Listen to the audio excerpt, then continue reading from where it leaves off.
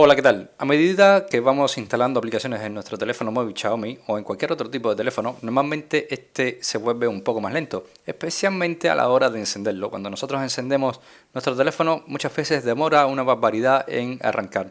Por lo tanto, tenemos que darnos cuenta de que en nuestras manos tenemos también un ordenador, tenemos un PC, y aquí podemos ajustar las aplicaciones que se inician con nuestro teléfono.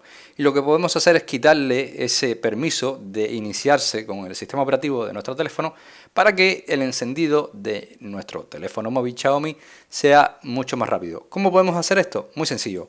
Lo que vamos a hacer es dirigirnos al apartado de los ajustes y después vamos a buscar el apartado de aplicaciones.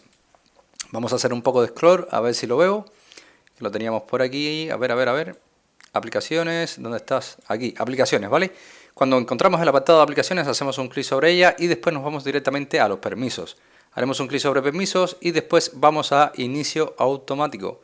Haremos un clic sobre este inicio automático y aquí podemos ver las aplicaciones que se inician automáticamente cuando nosotros encendemos nuestro teléfono Xiaomi. Por lo tanto, se inicia el carrusel, a mí no me interesa, se inicia Facebook, tampoco me interesa, se inicia foto, tampoco me interesa, y por ahí podemos seguir quitando aplicaciones que se inician junto con el sistema operativo de nuestro teléfono. Esto que acabamos de hacer, de deshabilitar lo que son los inicios automáticos de las aplicaciones, nos va a ayudar a que cuando nosotros arranquemos nuestro teléfono móvil, esa sensación de velocidad o de rapidez la tengamos. Así que nada, espero que este vídeo te haya gustado, te haya ayudado, y si es así, como siempre te digo, te invito a que me dejes tu like, suscríbete a nuestro canal y por supuesto nos vemos en un siguiente vídeo.